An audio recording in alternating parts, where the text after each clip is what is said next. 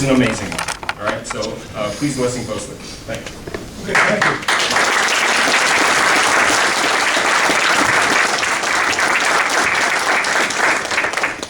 What I'd like to do first is to have the 7 pilots that just got their slots stand up, so I can congratulate each and every one of you. Perfect. Thank you very kindly. Now, these are the existing slots. We've got 7 brand new slots too. Does that include everybody? Yeah, these are the brand new ones. Okay, perfect. Hopefully see all of you advance. If not, wherever other base you go, you'll do great. Thank you for your time.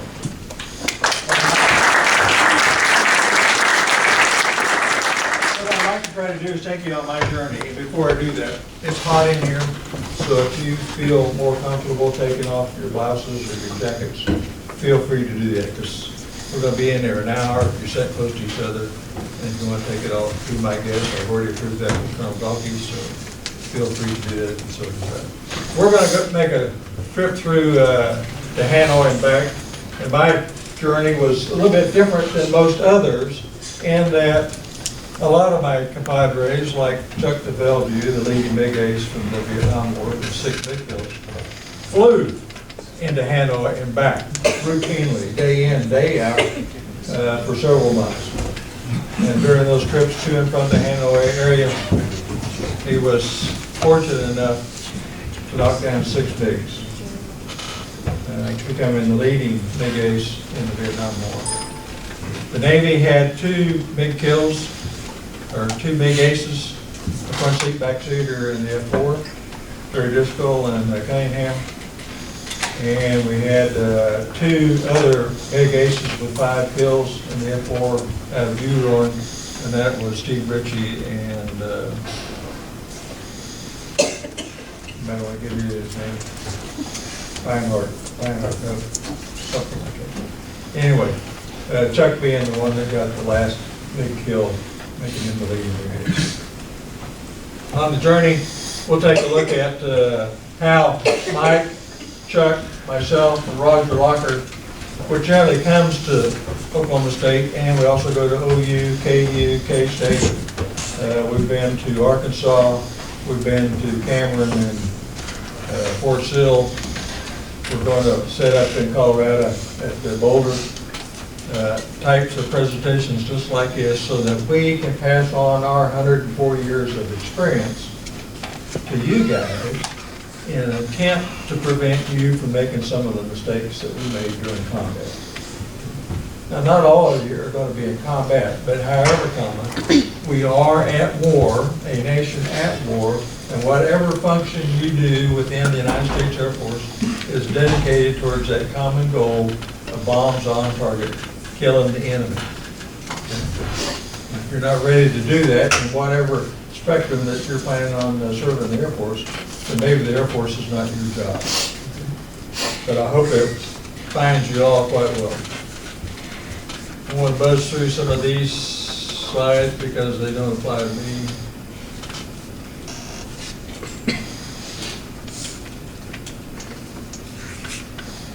I got those.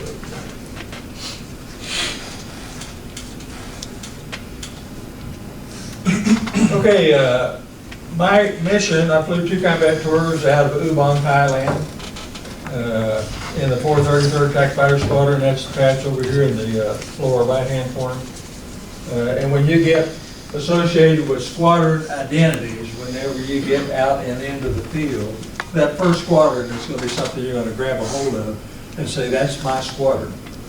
And you want to remember that squadron as best you can each and every day.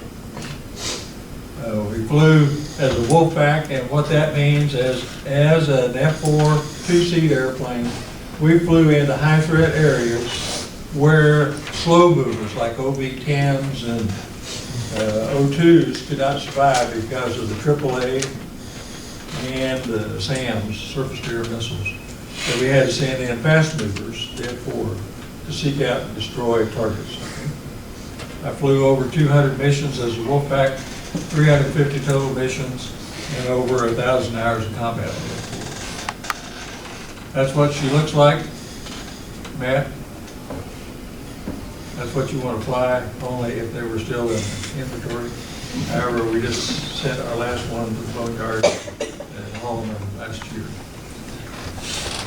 She's a true great airplane. Bob Knowles is a good friend of mine. He was the 8th TAC Fighter Wing Commander at Ubang Island.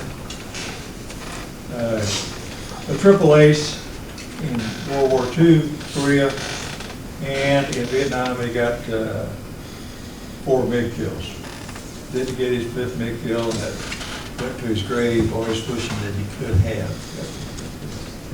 Here I'm picking him up at Buckley in Colorado Springs and taking him down to McConnell in Wichita, Kansas, to be our guest speaker. And he was tickled pink to get back into the front, the Old Smoky, his trusted Steve. If you notice there on the intake, it's got 2 kills. It's 2 of the kills that Robert got in that airplane. So it was really a special day for that. Operation Bolo. We're talking about tactics. You guys that are going into the fighter business and those that are going to be in the intel business, you're going to have a hard time seeing an airplane. Feel free to do that. The 7th Air Force, the commanding fragging organization, sending out how the flights would take off, what altitude to fly, what airspeed to fly, what route they would fly, and what targets they would hit. F-105s were always out in front carrying the iron. F-4s were out in front of them and behind them as flankers and guarders to keep the MiGs off their tails. The MiGs had been flying for 2 weeks in front of this operation, up and over the top, swooping down behind and attacking the 105s before the F-4s get their orders to bear on those MiGs. The intent was to get the F-105s to jettison their ordnance. If they couldn't haul iron to Hanoi, they were very effective. Intel, again for the beeps and the squeaks and the guys that want to go into that side of the field, need to understand that we, the air crews, needed to know that they were flying those profiles 2 weeks in advance of most of the missions that were being flown. But it was too secret for us to know what was going on. We, the air crews. Robin finally got perturbed with the fact that the thugs weren't getting iron on the target and his blocking forces were not shooting down the MiGs that were preventing the thugs from doing that. And so what he did is, with a combination of 2 other guys within the wing, set up a master plan, Operation Bolo. And what he did is took F-4s and flew 105 routes, 105 call signs, 105 squawks, 105 airspeeds. And so when the MiGs come flying in, over the top to swoop down, what did they find? F-4s ready to turn and burn. In 1 minute and 29 seconds, they dropped down about 7 MiGs. That was a third of the MiG-21 fleet in the North Vietnamese Air Force at that time. That's called tactics. That's called thinking outside of the box. And each and every one of you that are going to stick wings on your chest, and for those that are going to be in cyber and intel, you need to understand that we need to think outside of the box in order to make the enemy pay for their indiscretions in the air. Unit pride, short fingers up there. I don't know whether I got a laser finger or not.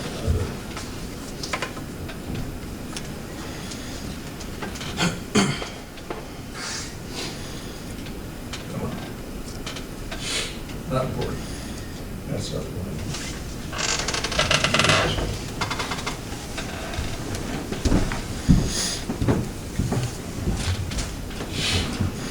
There we go.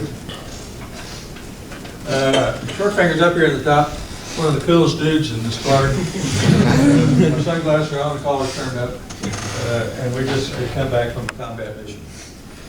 433rd was the very first laser-guided bomb. That's smart bombs that you see today being dropped by F-16s, by Strike Eagles, by F-117s, by B-2s, by B-52s, by A-10s, all across the Syrian and Iraqi warfare, and even in Afghanistan. 1965, or correction, 1969, we were the first squadron dropping those laser-guided bombs. Have they improved dramatically? Yes. The probability of impact went from down to about 15 feet to almost a bullseye. In other words, if I put the crosshairs on the target, it's dead. And we were doing that in 1969. The forward air controller is what I was talking about as a fast mover going into the high threat areas. And again, somebody's always asking, who shall we send? And for us aviators, it's us. Send us where we are ready to go. Into the Valley of Death. Here's a layout of the ground. Ubon, Thailand, where I was stationed, is here. The DMZ area here, South Vietnam, North Vietnam. Hanoi is up there with the red letters and the star. Chuck flew out, and Roger Locker flew out of Udon, Thailand, and Mike flew his helicopters in this region. It's about 350 miles from Ubon, Thailand, up to the DMZ, about 600 miles or so up to the Hanoi. So it's a long trip.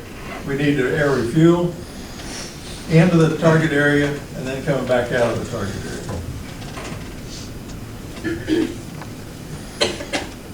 High threat areas consisted of AAA, which is guns, and surface to air missiles. The SA-2 was prominent in our time frame during that war in Vietnam. Now, this is a typical SA-2 site. Missiles are on the pad, a Fansong radar, which is radar that guides the missiles to the target. That target being an F-4 and F-105. Hopefully with our tactics and our gear, we can avoid those surface charges. There's a classic Star of David. On the 16th of February, this is where Shortfinger finds Hanoi. I was shot down over North Vietnam, just north of the DMZ by one of those surface-to-air missile sites. And it was an unusual surface-to-air missile site in that it was optically guided. It had the radar, but also it had a TV camera, which we know that they can put the crosshairs on a big smoking F-4 and guide that missile to that spot. And that's how they shot me down. I didn't have any indications that I was being tracked by that missile site. Had I known, I would have been able to see it, turn to put it on the beam so I could pick it up, do a maneuver down and up to get it to overshoot and survive. Now, two of those missile sites, or one of the missile sites specifically, it fired two missiles right at me as I'm coming up towards it. And it's very obvious that there's a SAM site there. You know, there's a lot of dust, two great big things jumping off the ground, fire rolling out of the back end, and it says it's coming towards moi. The only thing is I, as a weapons and tactics officer, that knew the threat and the enemy as well as I do my own aircraft and my own capabilities and performances, knew that that missile was not going to affect me. And the reason I know that is that the red fire coming out, the rocket booster, it has to drop off before the guidance antenna is exposed to get guidance to the missile to guide. So when those boosters went by me, they weren't affecting me at all. And what I did is just spun over the top of that fan site and says, okay, bring me up some guys with hard ordnance and we'll kill this gun site with a SAM site. Great plan. However, Colin, my friends down at 7th Air Force in the SCIF was listening to that SA-2F site. And they were talking about, in Russian, it was manned by the Russians. Watch this. We're going to get our first F-4 kill today. And they did. It was me. That's what it looks like. That's not my airplane. That's an RF-4 that got shot. But basically, from the wings aft, I didn't have an airplane anymore. The airplane was into a flat spin. Only one place it was going. It was going down. It's kind of like being in a very comfortable cocoon. You know, you're sitting there And you see the beach, and if you remember that one slide where you had the DMZ, it's very narrow. So I could see beach, says rescue, or as it spun around, I can see high karst, probability of rescue in high terrain. But the only place my airplane was going was down, and it ended up costing me 406 days. This is that area that we're talking about, and again you can see the beach.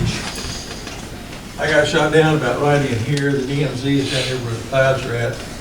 Nice beach, just a few clicks away. And Old Smoky could have made it if she just had a motor, just a motor, or it had a tail. But it didn't have either one of those. And so there's only one place you can go. That's what it looks like a few days later when we show up at Hanoi. My backseater in the middle is Ralph Bellotti. Friction on the left is Ralph Bellotti and myself. And then a RF-4 backseater. The next day, that same SA-2F site that was too secret, the skiff guys didn't want to let the Soviets know and the North Vietnamese know that we knew that they had that. They shot down another RF-4, which Haley was in the back seat of that one. Front seater was killed. And they shot down an F-105 Wild Weasel. Wild Weasels were the F-105 airplanes that were loaded with ordnance to strike SAM sites if a radar signal had come up. But there was no radar signal coming up from that site because it was wild. That 105 was shot down. That was on the 17th. That was shot down on the 16th. On the 18th, they struck that site and renewed it out of the target area.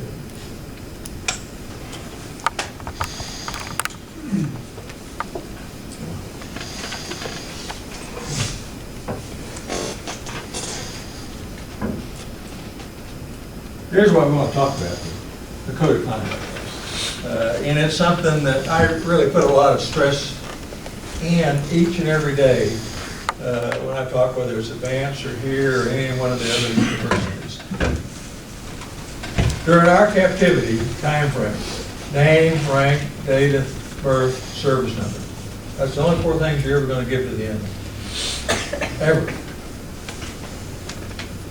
Well, the North Vietnamese proved us wrong in very short order. Through torture and brutality, starvation, deprivation, lack of sleep, that you will end up saying something. Now the intent is what will I say and when will I say it, if I have to say anything. I'm going to give you a couple of examples of the brutality that some of our POWs, your American fighting man, endured trying to comply with the code of conduct as it was written, name, rank, date of birth, and service number. His name is